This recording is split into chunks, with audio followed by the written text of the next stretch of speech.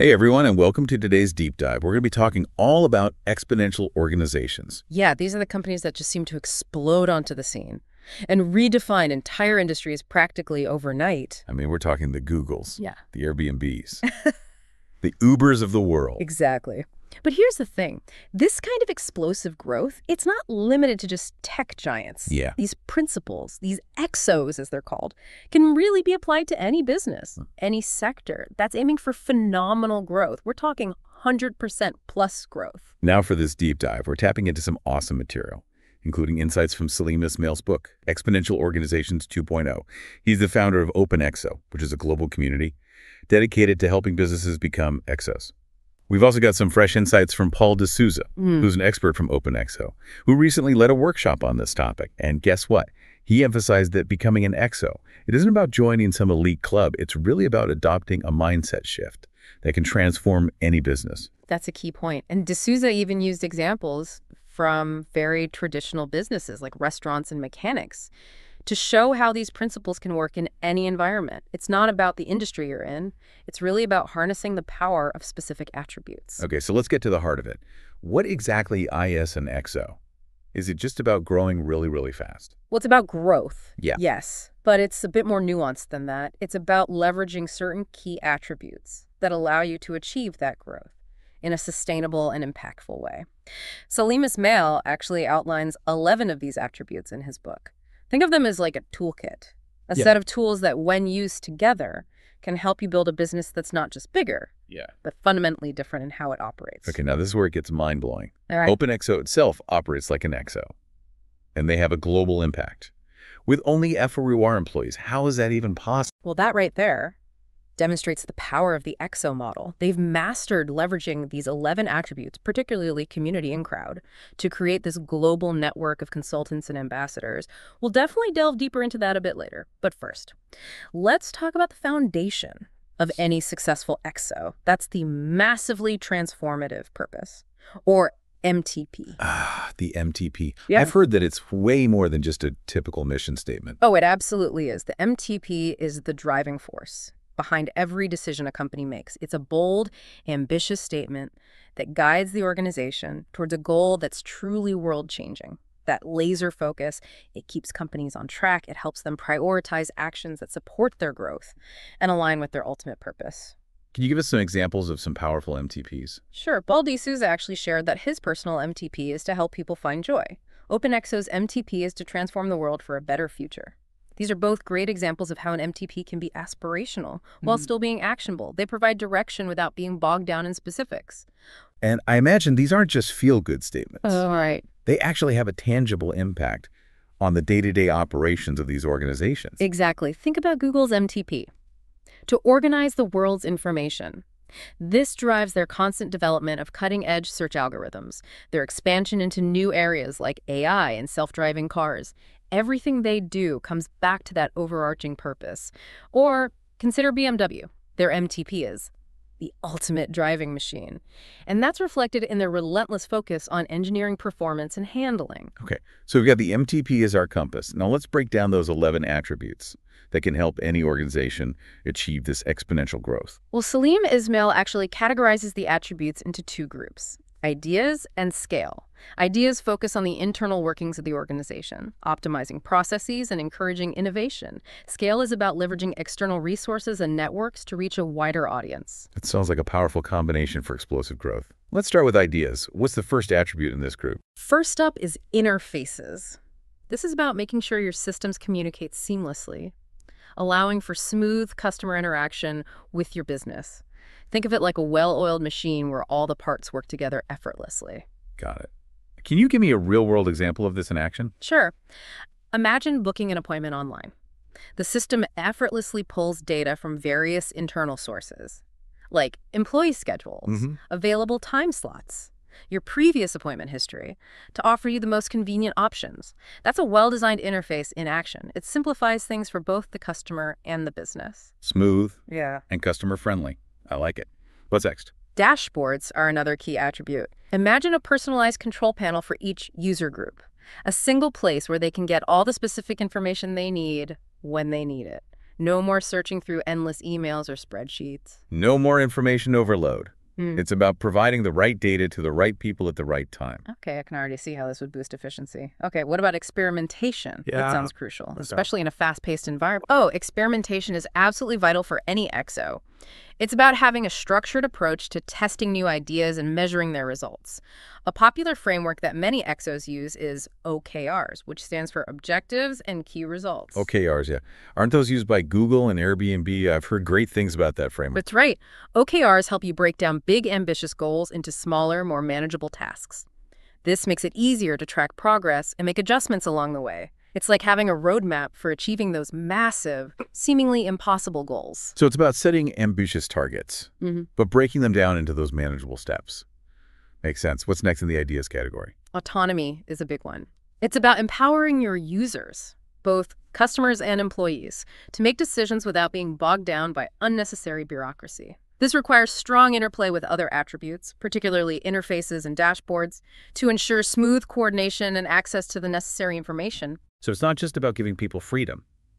It's about giving them the tools and information they need to make informed decisions. What about social technologies? That one seems pretty self-explanatory in our hyper-connected world. It might seem simple, but it's often overlooked. Effective communication, both internally and externally, is absolutely essential for any organization, especially an EXO that's experiencing rapid growth. It can be as simple as ensuring employees feel heard and valued, which leads to better engagement, more creative problem solving, and a stronger sense of community. Absolutely. Happy employees lead to happy customers, and that leads to a thriving business. All right, we're making great progress here. Let's move on to those scale attributes. What's the first one on the list? The first scale attribute is staff on demand. It's exactly what it sounds like, being able to tap into a flexible workforce that you can scale up or down as needed. Ah, I see where this is going. Think Uber drivers, freelance consultants, that whole gig economy model. Exactly. But as D'Souza pointed out, staff on demand is only truly effective if you have other attributes in place, like those seamless interfaces and informative dashboards. This ensures that everyone can coordinate smoothly and access the information they need to do their jobs effectively. He shared an anecdote about a startup that received a massive order from Indonesia. Oh, I'm intrigued. Tell me more about this startup and how staff on demand played a role. Well, the company was based in San Francisco. The CEO was initially thrilled about the order, and he thought, perfect, we'll just use staff on demand and hire people in Indonesia to handle the installation. But then he realized, hold on a second, how are those contractors in Indonesia going to access all the customer information, installation protocols, and other crucial details they need to do the job right? We need a system in place. So it's not just about having a pool of talented people available. It's about having the right systems in place to support them. Yeah. And empower them to work effectively. Yeah. I get it. What's the next scale attribute? Community and crowd is a powerful one. It's about building passionate, engaged communities around your brand. Think about Apple users who practically live and breathe Apple products. Why is this so valuable for EXOs?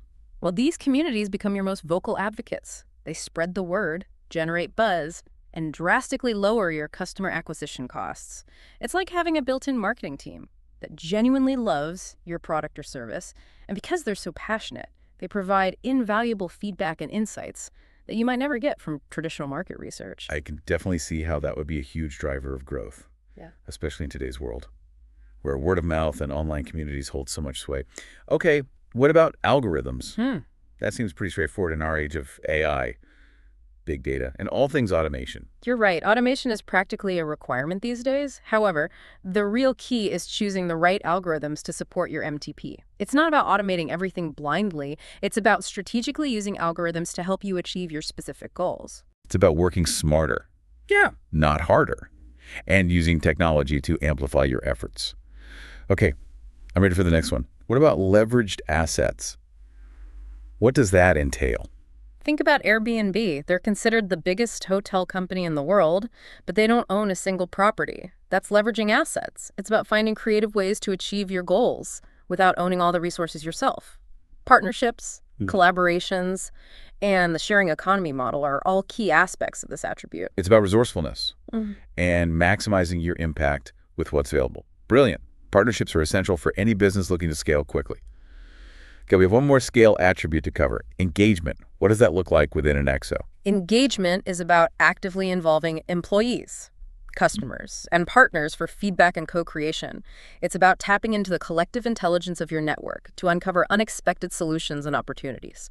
D'Souza shared a fantastic story about how he helped turn around a photometer company. Ooh, a turnaround story. I'm all ears. How did he do it? By actively engaging with his partners, he realized he could significantly improve production time and cash flow.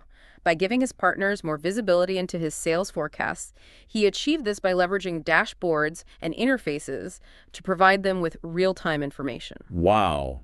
That's a perfect example of how these attributes can work together, creating a ripple effect of positive change. I'm starting to see how this whole EXO model fits together. Exactly. And that's what makes it so powerful.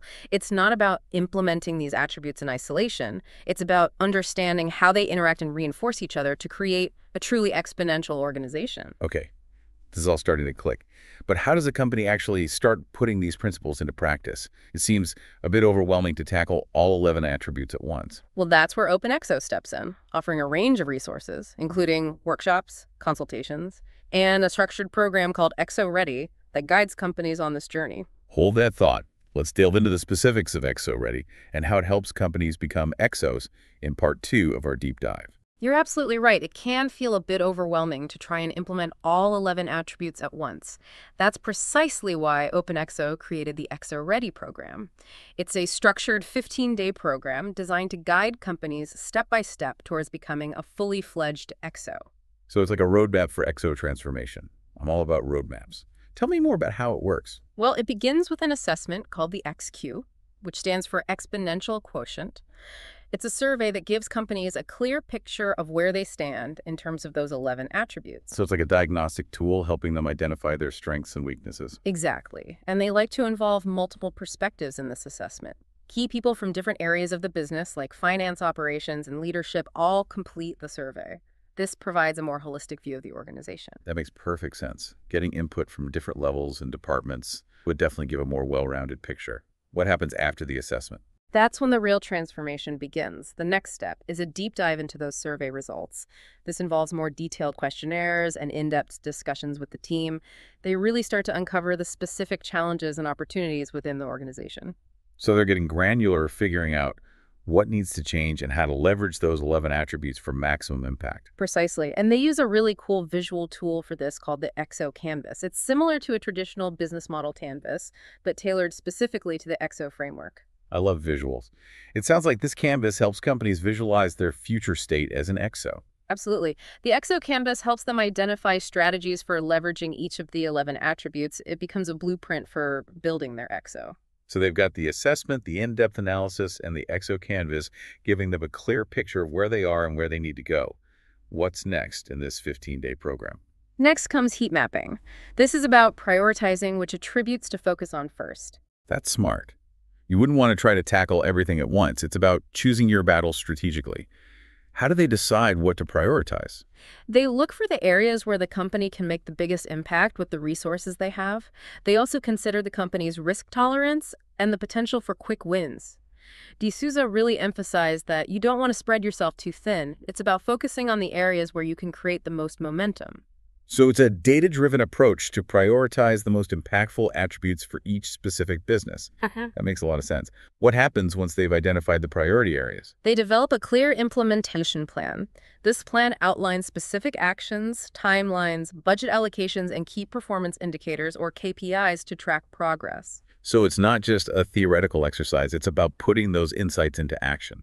Exactly. And at the end of the 15-day program, they deliver a comprehensive outcomes report. This becomes the company's roadmap for becoming an EXO. It sounds like the EXO Ready program provides companies with a really solid foundation for their EXO journey. But what happens after those 15 days? Do they just leave them to figure it out on their own? Not at all. OpenExO offers ongoing support in the form of 90-day coaching programs. They also have a network of over 800 consultants who can provide specialized expertise in different areas, so companies have access to a whole ecosystem of support to help them through that implementation process. That's fantastic. They're not just giving you a roadmap. They're giving you a support system to help you navigate the journey. What if a company doesn't have the budget for the full EXO Ready program? Are there other ways to get involved with OpenExO? Absolutely. There are tons of free resources available on their website. They also host weekly mastermind and networking calls where anyone can connect with other EXO enthusiasts and learn from each other. That's wonderful. It sounds like OpenExO is truly committed to making the EXO framework accessible to everyone. Did D'Souza talk about any specific examples of companies that have successfully implemented the EXO model? He did. He mentioned a financial advisor who was struggling to scale his business. I can definitely relate to that scaling can be a major hurdle for any business, but especially in a heavily regulated industry like finance. What were some of the challenges this advisor was facing? He was having trouble managing employees, dealing with rising healthcare costs, and just felt bogged down by administrative tasks. He knew he wanted to build an EXO, but he wasn't sure how to get started. Sounds like he was feeling the pain points of those traditional business structures. So how did D'Souza and OpenExO help him? D'Souza walked him through how the 11 attributes could be applied to his specific situation. He highlighted the importance of leveraging technology to streamline processes and automate tasks, freeing up the advisor's time so he could focus on providing value to his clients. So it was about working smarter, not harder, and using technology to amplify his efforts. Exactly. D'Souza also stressed the importance of building a strong community around his brand in the financial services industry. Trust is everything, so he encouraged the advisor to focus on fostering authentic relationships with his clients. That's a smart strategy. Loyal customers are the lifeblood of any business. Did D'Souza mention any specific attributes that were particularly helpful for this financial advisor? He specifically highlighted the power of engagement and algorithms. Those make perfect sense. Engagement is all about building those strong relationships, which is crucial in finance, and algorithms can be incredibly useful for automating tasks and providing personalized financial advice. Precisely by leveraging those attributes, this financial advisor could create a more scalable, efficient, and ultimately more profitable business. It's amazing how the EXO framework can be applied to such diverse industries. Yeah. It really is a universal model for growth. It is, and it's not just about increasing profits, it's about creating businesses that are more adaptable, resilient, and ultimately more fulfilling for everyone involved. I love that it's about building businesses that are not just successful, but also meaningful and impactful. Exactly, and OpenExO is leading the charge in helping companies make this transition. They're showing the world that exponential growth and positive impact can go hand in hand. This has been incredibly insightful. We've covered a lot of ground from the core principles of EXOs to the practical steps companies can take to implement this model, but there's still more to explore, right? There is. We haven't even touched on how OpenExO itself operates as an EXO. They're a fascinating case study in how to achieve massive impact with a lean, decentralized structure. I can't wait to hear about it. Hold on to your hats, listeners, because in part 3 of our deep dive, we'll be uncovering the secrets of OpenExO's success. All right. So welcome back to the show, everyone. In the first 2 parts, we've been talking all about exponential organizations, or EXOs, and how the 11 attributes Salim Ismail outlines in his book can really help companies grow and thrive. But in this final part, we're going to be diving deeper into how OpenExO itself actually embodies these principles. Yeah, they really do walk the talk. They've achieved global impact with a remarkably small core team. It really is a testament to the power of this model. Absolutely, and a big part of their success lies in how they leverage community and crowd. They have this incredible network of 700 consultants and 200 ambassadors worldwide. It's like a global brain trust of EXO experts. That's incredible. And they're constantly engaging this community. Yeah, for sure. They host these weekly mastermind calls where members can brainstorm solutions to those real-world challenges they're facing. And then they have these networking calls to connect with other EXO enthusiasts and experts. It's like a constant flow of ideas and collaboration, a true embodiment of that social technologies attribute. Exactly. And what's really inspiring is that OpenExO itself is constantly evolving. They're not afraid to experiment and refine their own approach to the EXO model. They're walking the talk, demonstrating that continuous learning and adaptation are essential for any EXO. It's an ongoing journey. For sure. And the best part is they're incredibly generous in sharing their knowledge and resources. Whether you're a seasoned entrepreneur or just starting out, there's something valuable for everyone within the OpenExO ecosystem. It's amazing. So as we wrap up this deep dive into exponential organizations, what would you say is the one key takeaway for our listeners? Well, I think the biggest takeaway is that becoming an EXO is achievable for any business that's willing to embrace the right mindset and leverage those 11 attributes. It's not about magic. It's a structured approach and a willingness to challenge conventional thinking. And I love that quote from D'Souza. Don't just solve problems, solve funded problems. It's such a great reminder to focus on solutions that are not just innovative, Yeah. but sustainable and profitable. Absolutely. And in this era of exponential growth, fueled by AI, robotics, and other groundbreaking technologies, the opportunities have never been greater. So if you're feeling inspired, head over to OpenExo's website, explore their resources, and seriously consider scheduling a one-on-one with Paul D'Souza. Yeah, he can help you design a personalized path forward to help make your business an EXO. And remember, you don't have to go it alone. The OpenExO community is there to support you every step of the way. So that's it for this deep dive into exponential organizations. We hope you found it valuable and inspiring, and we'll see you on the next episode.